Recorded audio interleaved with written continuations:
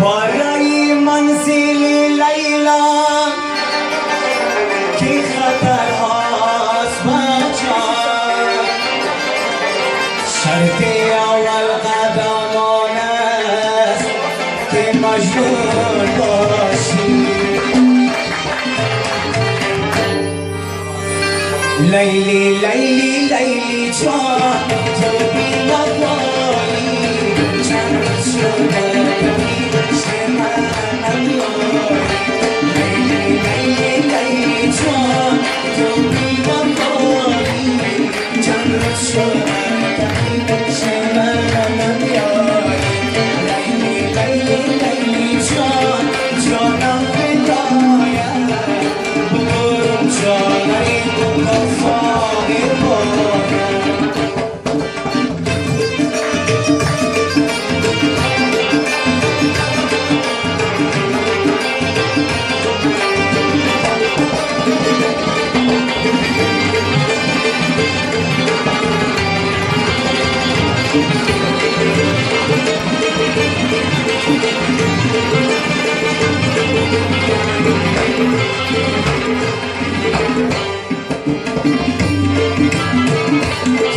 چشمی چمن بیمار و خوبه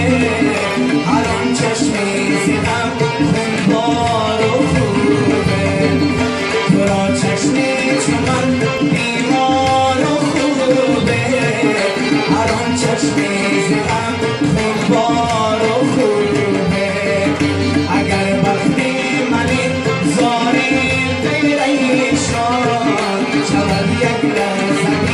دارم که خوبه اگر بختی منی زاری پریشان شود یک لحظه دارم که خوبه لیلی لیلی لیلی جان تو بی وفایی چند از شده کمی شمر نیای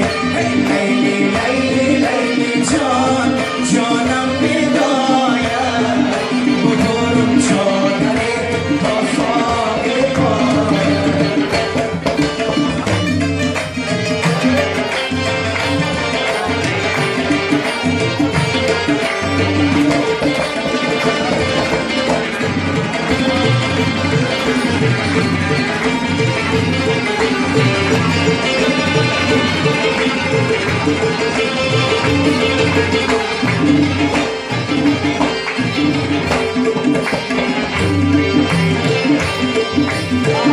اگر چشمی تو مست از می نمی‌بود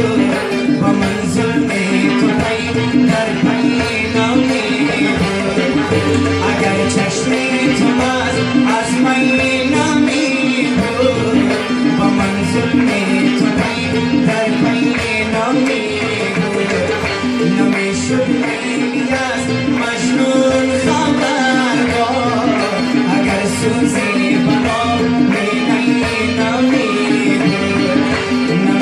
لیلی از مجنون خبردار